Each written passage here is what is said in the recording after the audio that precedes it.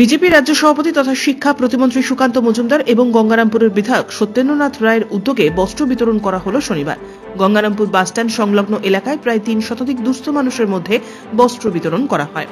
এই কর্মসূচিতে সুকান্ত মজুমদারের পাশাপাশি উপস্থিত ছিলেন গঙ্গারামপুরের বিধায়ক সত্যেন্দ্রনাথ রায়, বিজেপির সাধারণ সম্পাদক অশোক বর্ধন, বিজেপির গঙ্গারামপুর শহর মণ্ডল সভাপতি বৃন্দাবন ঘোষ সহ অন্যান্য বিজেপি নেতৃত্ব। এদিনের বস্ত্রদান কর্মসূচির শুরুতে রাজ্যে নারী নির্যাতন নিয়ে সরব হন সুকান্ত মজুমদার। এরপর আসন্ন দুর্গাপূজাকে কেন্দ্র করে ৩ শতাধিক দুস্থ মহিলাদের মধ্যে বস্ত্র তুলে দেন তিনি। এ বিষয়ে সুকান্তবাবু আরও কি জানালেন শোনাবো আপনাদের।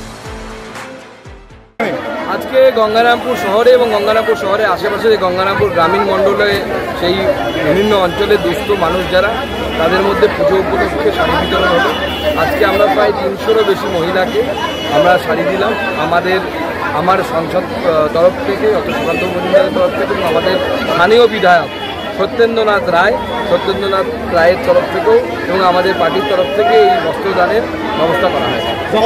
দক্ষিণ দিনাজপুর জেলাবাসী হিসেবে কি বার্তা থাকছে? গঙ্গারামপুর সহ দক্ষিণ দিনাজপুর জেলাবাসীকে বলবো পুজোর আনন্দ এবার একটু কিছুটা ম্লান হয়েছে, কারণ পুজোতে যেভাবে আরজিকর কাণ্ড এবং তারপরে জয়নগর কাণ্ড ঘটল, জয়নগরে বিজয়ের সাথে যে ধরনের ঘটনা ঘটেছে, বাংলার মানুষ আশাহত।